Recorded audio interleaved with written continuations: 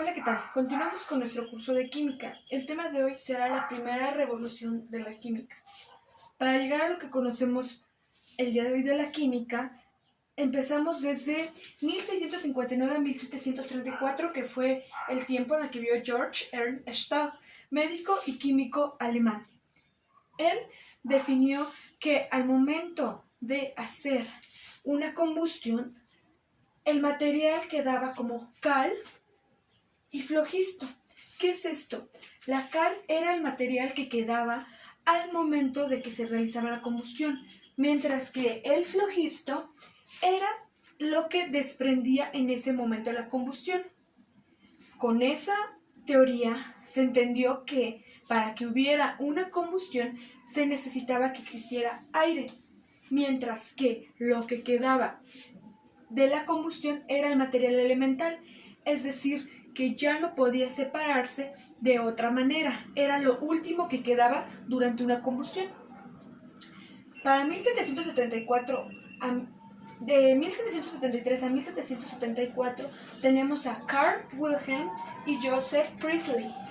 Ellos mencionaron que al momento de realizar una combustión había un gas peculiar en el aire que hacía que pudiera ocurrir la combustión. Sin ese gas no podría haber una combustión y los animales morían.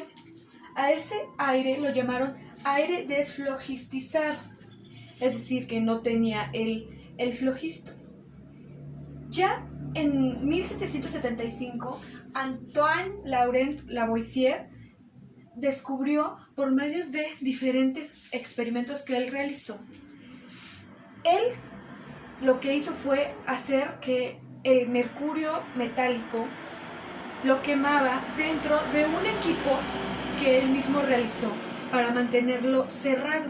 Es decir, él puso el mercurio a que se quemara.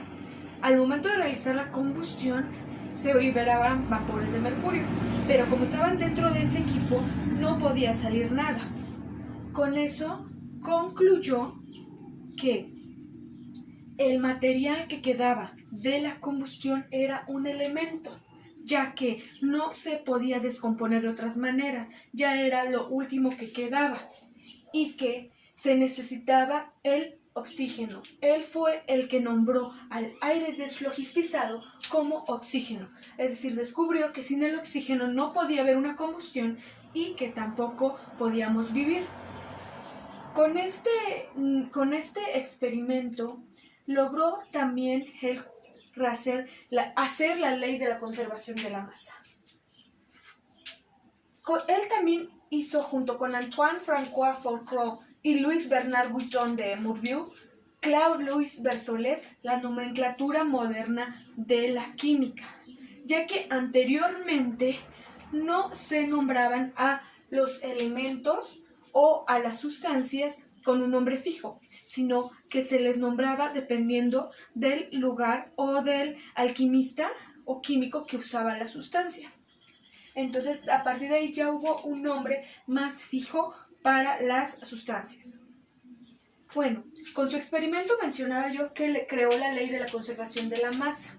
¿Qué es la ley de la conservación de la masa? Esta ley dice que la masa no se crea ni se destruye, solo se transforma. ¿Qué quiere decir? Como lo mencioné en su experimento, él calcinó mercurio.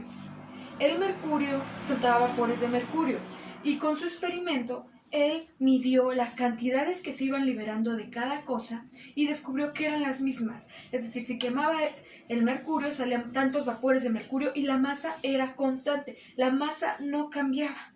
Eso es lo que ocurre, por ejemplo, si ponemos agua en una olla de presión. ¿Qué pasa? El agua se evapora, pero al momento de enfriar, el agua que quedó dentro, hecha vapor dentro de la olla, vuelve a condensar y vuelve a ser líquida. Entonces, la masa se mantiene constante. A eso se refiere, la masa no se crea ni se destruye, solo se transforma.